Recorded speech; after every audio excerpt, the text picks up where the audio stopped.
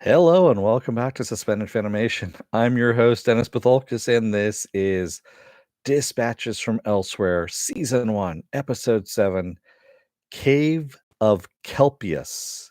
Welcome, everybody. I'm going to take care of some business first, and then we're going to dive into this one because, wow, it's a doozy. If you like what you see here, like, share, and subscribe. If you're still on the fence about subscribing, you're going to see the very end of this video, a video pop up here. And basically what YouTube does, takes the algorithms of all the stuff you've been watching.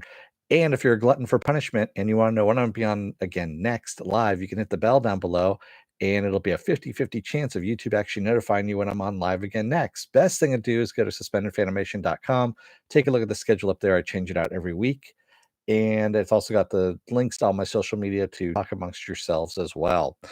Also, my schedule is mirrored on my Facebook page as well. So, sorry, the dog is looking kind of weird, but she just woke up, I think is what happened. All right, let's get to this, shall we? Spoiler alert, I am going to spoil the episode. If you have not seen the episode, go and watch it. Come on back. This will be a video. You can comment down below in the comment section. Thank you, Viking Bitch, for the paddle. So, also, I noticed my internet's been a little bit buggy tonight. So if this gets really, really choppy, and when I go back and take a look at it, then I might have to, trash. So, um, we pretty much leave off exactly where we left off last episode with them in because of my heritage and who I am, that kind of thing, and also I might be on some watch lists. I'd rather prefer not to have police here, and so as they're debating this, the elevator opens up, and the man who's always sipping the chocolate milk is in the elevator. Yeah, I saw it glitching a few times too, Penn. I saw that. And the chase goes on, and he is now called the Milkman because of him drinking milk.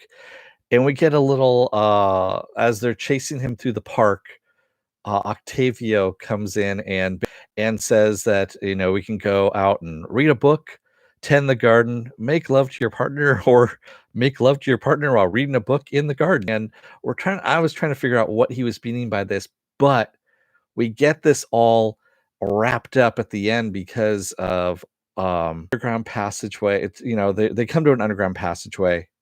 Peter's the only one that wants to go in. He wants to find Clara. He really thinks Clara is real and wants to help her, and no one else wants to. They want to, of course, just they want to stay and call the police and all this. And Peter's like, fuck it, and he literally jumps in the hole or falls in the hole, injures himself again, of course. And basically she pleads with him to remember, as she put it, and I think I put it down here, promise to remember the truth is what she says. And as he's hallucinating this, the others arrive behind him, and of course they're not going to leave him to find, by himself at this point. And they come to another door, and they're pretty sure the milkman has gone through this door. And Peter says, I'm going to go in. And everyone's like, well, should we arm ourselves? And of course, Janice gets she breaks a beer bottle. Simone grabs a stick, and what the fuck does Fredward whip out? He rips out a knife, and I love his line. He says, "This could not possibly surprise any of you." When he pulls out the knife, man. I mean, it was a switchblade essentially, and this could not possibly surprise any of you, which made me fucking laugh, quite honestly. And yeah, exactly, his yeet slicer. And Peter goes in through the door and starts screaming like bloody murder. And it turns out that they're in a room where he's in a room actually where all the costumes are. And also all the files on all the players. Like, they went through some severe psychological programming on these players. And as Fredward puts it, this man definitely does not like his mother. He definitely has problems with his mother, as he's going through one of the files. And they go through another door, and they see these people in blue robes that are chanting and going past. And they see there's another entranceway on the other side of that hallway that these people are walking down. And they decide to go through there. And they come to a room where there's people in blue robes and there's people in yellow robes or saffron robes. Remember, if you remember back to basically the blue group wants to know where Clara is. They have brought a treasure to trade for Clara. They want Clara back, and the people in the saffron robes are saying, "Well, you have Clara. What are you talking about? You have Clara. We need her because she's important to the world." And they're arguing back and forth, and that's when the lights turn off, and the power comes back on, and there's a talking dolphin who basically says that their adventures are going to continue, and they're all going to take a different path now at this point. And that's when Octavio appears on stage, and he greets Peter, Simone, Janice, and Fredwin by name, and then says, that he is here to here represents the advancement of the human race. And he's going on. Half the people are booing him, half the people are cheering him on. And that's when a Commander 14 comes on stage. And Commander 14 says that he is there to free everyone. And basically, we get the age old question: is it better to have advancement or freedom? And basically, they're arguing back and forth, back and forth. And then the voice overhead says, "This is the age old argument." And you see the cosmos basically being projected above them. And this is the age-old argument, but actually it's one of cooperation. That's what this whole game has been about, is cooperation. And as Simone puts it, barf. You know, that's what this whole thing is supposed to be about, was cooperation. And they're asked to reach into their tunics. There's a pocket inside their tunics. And Janice has a tunic on at this point. Someone had grabbed her and said, "Put this on." And she puts on a tunic, and they said there's a little memory chip. And these are all things that are on the flyers that we had seen in the first episode. And they're told to put the memory chip up against their head and think of their favorite portion of the game that they played. And everything is projected on the tarp above them. And this is stuff that, so Simone, Fredwin, and Peter do not have tunics on. Janice is the only one who does. But stuff that, Simone and Peter and Fredwin had gone through are also being projected up there. So so this whole thing, basically Octavio tells them, "You know what? I got one more thing for you to do, and that's smash the shit out of this stuff that's here." And so that's what the people in the robes do. They grab stuff and they smash it up. And then he says, "I want you to look at the person next to you and know that you are them and they are you," kind of thing. Kind of what he's been telling us all this time. And that it's the spirit of cooperation, And this is when Clara appears, or, on some strings up above with a microphone, and she's getting ready to sing. And they're like, "Peter, where's Peter at?" And Peter has jumped up and is trying to grab Clara. And basically, he's trying to grab the microphone from her. And he does not want to believe that this has all been a game. He freaks out. And he's like, "This isn't, that's not true. Where's the real Clara? I want to know where Clara is." And he's trying to get his, friends to come up there and back him up. And they're like, "No, Peter, no, back off," kind of thing. And he kind of ruins the game for people at this point by him freaking out. And Octavio, oh, and by the way, I forgot the big reveal too. Octavio and Commander 14 are side by side on the stage, and Commander 14 removes his beard and his mustache, and we find out that he's a twin, that they're both twins at this point. And the guy playing Octavio is basically saying that he's trying to salvage this at this point, and said, "Yo, you're all great. You all made it through the game. You all, and he's trying to clap, and no one's clapping. And Peter, being dejected as he is, basically drops his microphone and walks off stage. Yeah, after he realizes that it's all just been a game and he's been taking things way too seriously.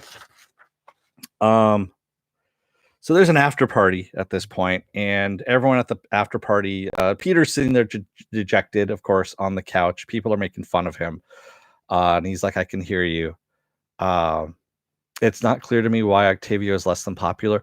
So if people had actually played the game the way they were supposed to on the linear track, instead of the way Simone, Peter, Janice, and Fredwin did, they would have been into two different camps. They would have been either in the Jejun Institute camp or in the Elsewhere Society camp.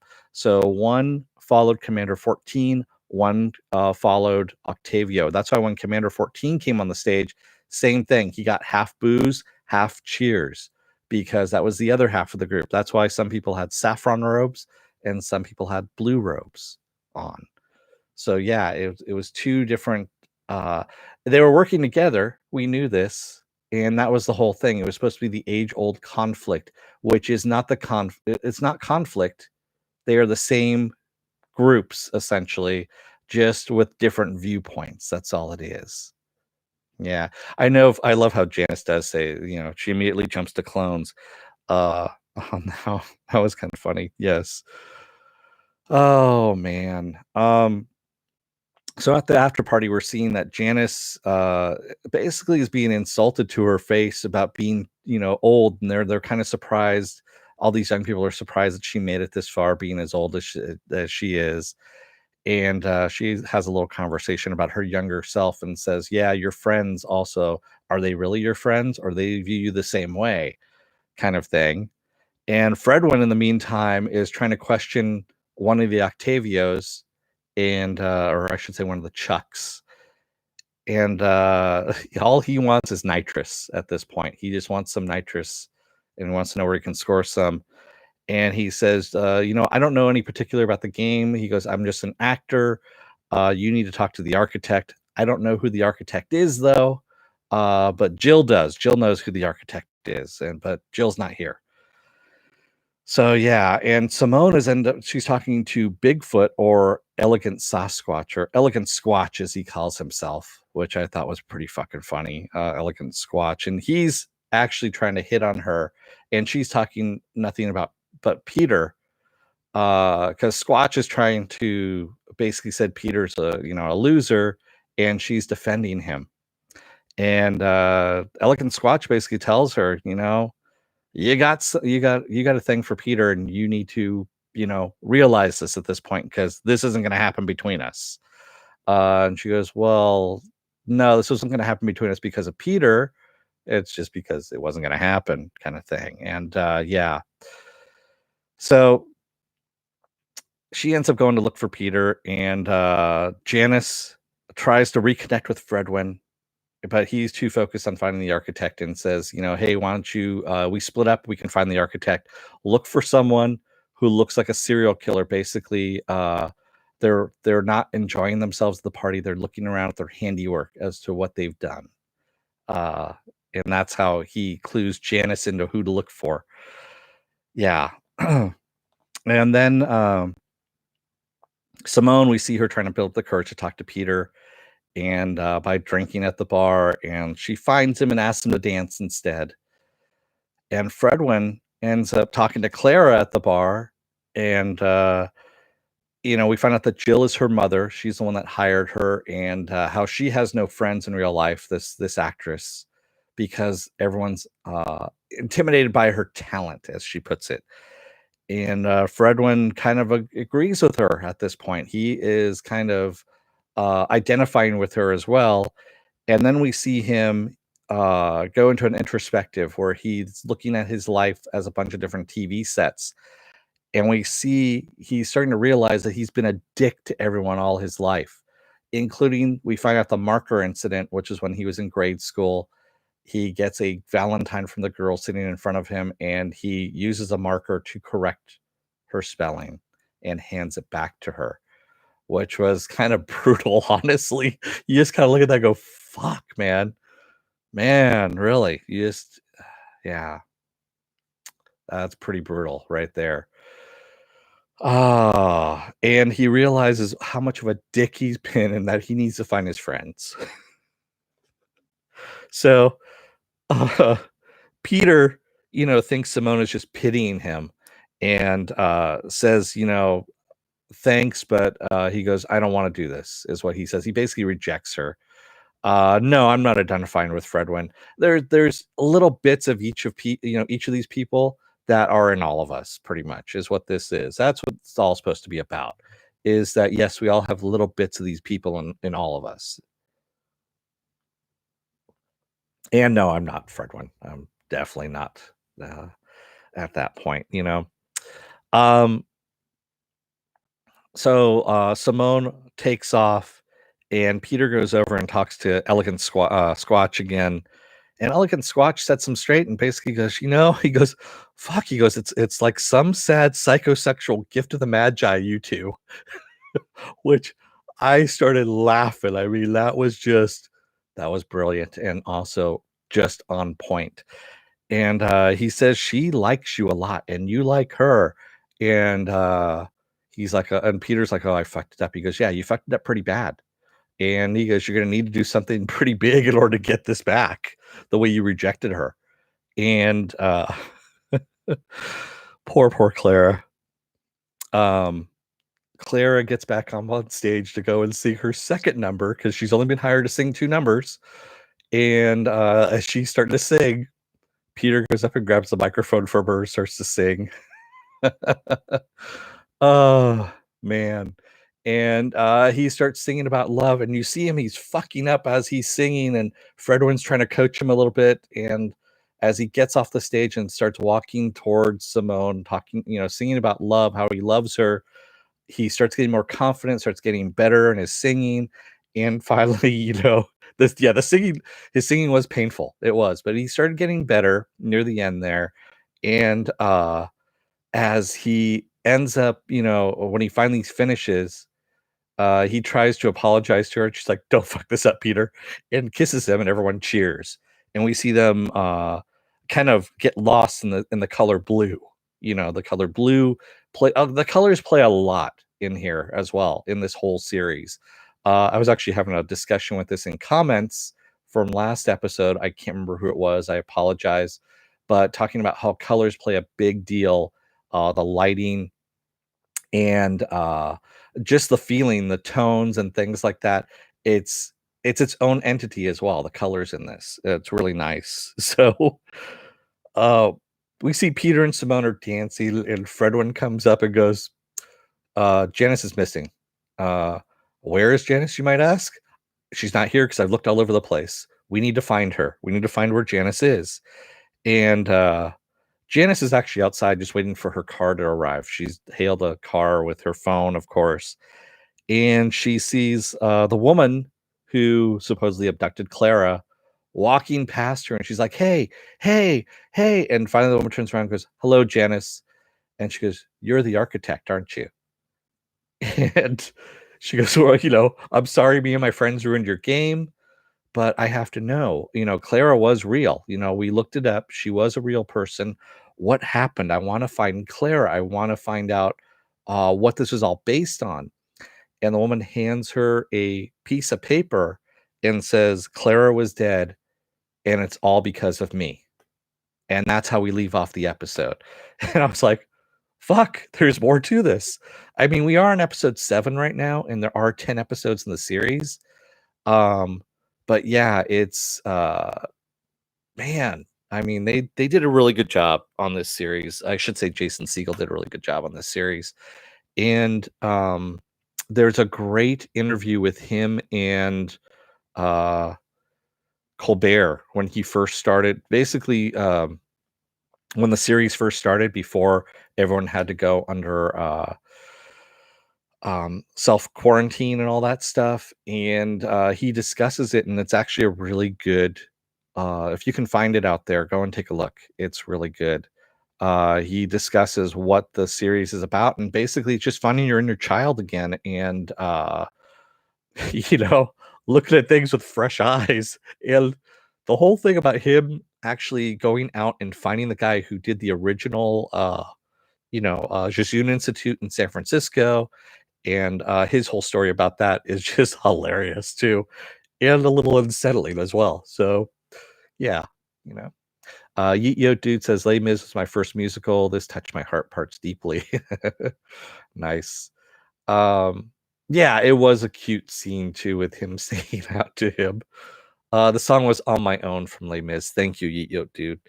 Uh, I haven't seen Les Mis. I know I'm a horrible person. So ah God. So wow. We got a lot of things. I still, I need to translate the chant that was in Latin that the people in the robes were saying it. I actually wrote it down because I had the subtitles on. Omnes Ave. Oh my God, I can't read my own writing without my glasses. Auctor est Domine in Artibus, and so I need to find that out later. I didn't have enough time because I didn't realize that the episode was going to be um late in air at 8, end at 8:15. I thought I was going to have a little bit of time, but I didn't. So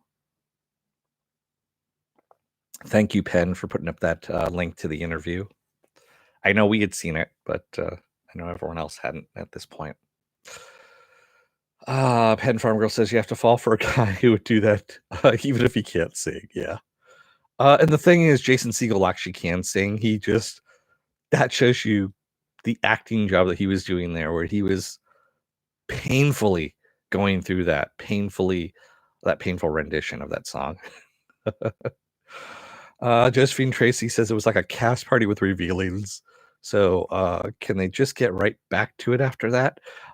That's a good question. Well, considering that they're going to have to unravel now what really happened to Clara, the real Clara, afterwards, and why this game came about because of Clara's death. What happened there. So it's going to be very interesting. Yeah. Dude says yes. Check out Neil Patrick Harris and Jason Segel singing the confrontation from Les Mis. Oh yeah, I know Jason can sing. He wrote all the songs in the Muppet movie that he did. That was all him. Also, the Sarah Marshall movie.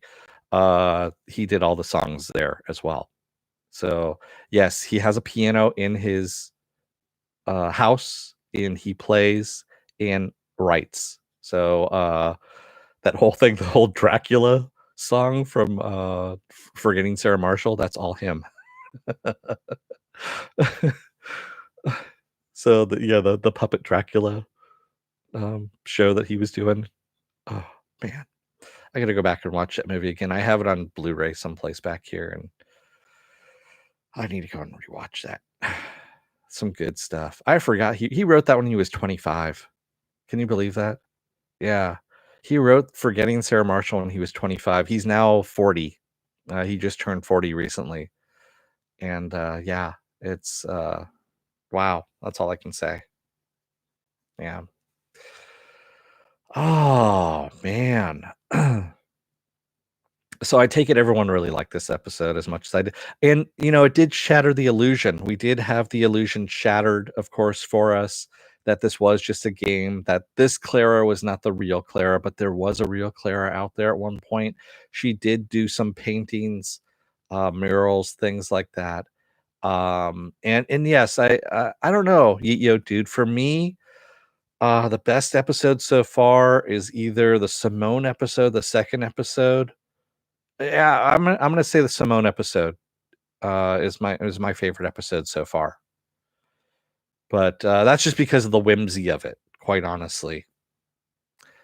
And and the artwork too, I think is what you know, her talking to her artist friend. But yes, I liked them all, but for me, my favorite is Simone's so far. There hasn't been a bad episode, and it pains me that not a lot of people are watching this show. It really does. I got to go and take a look at the ratings on this one too, and find out just where exactly they are in the ratings. I'm sure it's not that good, unfortunately.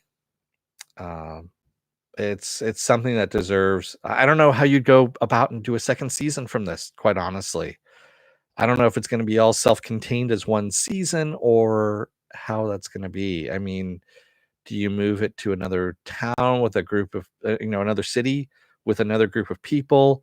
Um, how would you do this? How would you make a second season out of this?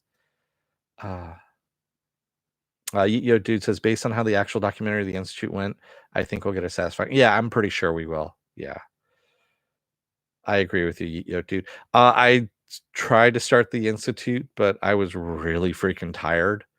and I stopped. I was doing that this weekend, and then of course I remembered Future Man was on, and I got sucked into a time hole, and that's what happens. Yeah, maybe like American Horror Story, a different story. I agree with you, Josephine Tracy. That's what I was thinking as well. Is you go to a different story, um, you do a different game, if you will. You have different people, and you make it about something else. This one you have cooperation. This game, maybe you make it about something else for the next game. You know, yeah. Oh, you watched the Institute before getting sucked into Future Man. Okay. Yeah, I kind of did it the opposite. Yeet Yo Dude says this episode is basically the ending of the Institute. The question is, what are they doing with the other two? So it's 3 more episodes, Yeet Yo Dude. There's 8, 9, and 10. We're on episode 7 right now. So we got 3 more episodes, not just 2. I had to count there on my fingers because that's the only way I know how to count now.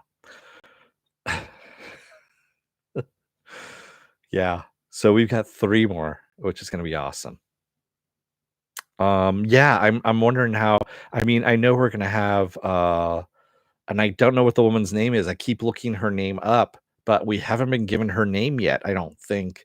The woman who basically spirited Clara away, the one dressed in black, the architect. All we have is her name is the architect right now. We don't know what her real name is, you know. I looked her up on IMDb. I can't find her there. So I'm kind of interested to see where we go, but we know we get her backstory, which means we're most likely going to get the real Octavio's backstory, and then of course we'll have a conclusion at that point, as to what happened. Yo Dude says online users are submitting face pics as part of the arg surrounding dispatches. The expectation is they will factor it into the final episode somehow. Nice, interesting. The Ace of Spades. I'd like to see something about the mysterious boy. Yeah. I don't know what if they're going to even touch on that, to tell you the truth, Ace of Spades. But then again, who knows? I could be wrong because the little clown boy, the sad faced clown boy, because yeah, he's creepy and he's popping up in too many places without any explanation. I want to know what's going on with that too. Josephine Tracy said it was funny when he was stuck in the closet. I'm being attacked. Yeah, when he's being attacked by the Sasquatch suit, the Squatch suit. Yeah, that was pretty funny. But wow, her name is Lee. Thank you, Pen. Lee. Um, I guess that's her. No, that's not. It shouldn't be her character name. It should be her real name as well as Lee. In the story, I should say, instead of calling her the architect all the time. I couldn't find her on IMDb to save my life on that one. But then again, I was kind of scrambling between that, taking notes, and yeah. So good stuff. Really, really good stuff. And I like this episode. I'm glad we got this. So, what else is going on this week? Tomorrow, I start the final season of Future Man, season 3, episode 1. I'm going to go episode by episode once a week, is what I'm going to do. Yes, I know they've dumped it all at once on Hulu, but I don't care. It deserves a send off. I have done every single episode from season 1 and season 2. It's in my vast video library of playlists, and I'm going to finish out season 3 as well because it deserves it. That's going to happen tomorrow on Tuesday. Wednesday, I'm doing Star Wars: The Clone Wars. That's right. Friday's episode I'm doing on Wednesday. Let's see. Thursday I'm off. Friday is going to be the very excellent Harley Quinn, the animated DC animated series. I'm doing that. DC Universe animated series, I should say. Saturday is Saturday Morning Blast Off, or I take the genre news of the week and any other genre stuff you guys want to talk about and talk about it. And Sunday is Westworld season 3, which gave us a whammy last night. I mean, it was a good show, pretty damn good show. And of course, we go back around again to Dispatches from Elsewhere on Monday. So, yeah, there's a lot of good TV that's going on right now. Of course, everyone's pumping stuff out now that everyone's in isolation. So that's you want to have that happening. Oh man. So come on back and take a look at what's going on here and hopefully see most of you guys in the chat again someplace, one of these other ones. Um I'm gonna take your word for it, dude. Better Call Saul doesn't appeal to me. I have tried. The main character is probably one of the most repellent people, and I can't get past it. I'm sorry. It For me, the characters don't do anything for me. I've seen it before. This before Dispatch from Elsewhere comes on. And I've gotten to the point where I just mute it and I walk away and I do something else and I wait until Dispatches from Elsewhere comes on. That's how much I can't watch it. I'm sorry. Yeah, we all have different likes and dislikes. Uh yes, Charisse Booth. Thank you. Penn is the architect. All right. So thank you everybody who joined me tonight in the chat. Thank you if you made it this far in the video. And remember to like, share, and subscribe. And if you're still on the fence about subscribing, just take a look at that video that pops up here at the end of this video. And if you like that, hit the subscribe button. Also up here is going to be Westworld, is what comes up there. And if you want, you can hit the bell down below here. And that will let you know maybe a 50-50 chance of when I'm on live again next. Best thing to do is go to suspendedfanimation.com for my schedule and all social media links. Thank you, everybody. Thanks, Cheryl Lyra, Josephine Tracy, Penn Farm Girl, Yeet Yo Dude, and the Ace of Spades, all you guys who chatted tonight, and all of you who are lurking as well. Thank you, everybody. I will see you tomorrow for Future Man. Until then, don't let the door hit your ass on the way out. Otherwise, you may have to jump up on stage and grab that microphone out of Clara's hand and start serenading that person that you love because you fucked up big time. Thanks, everybody. I'll see you tomorrow. Have a good night and stay safe.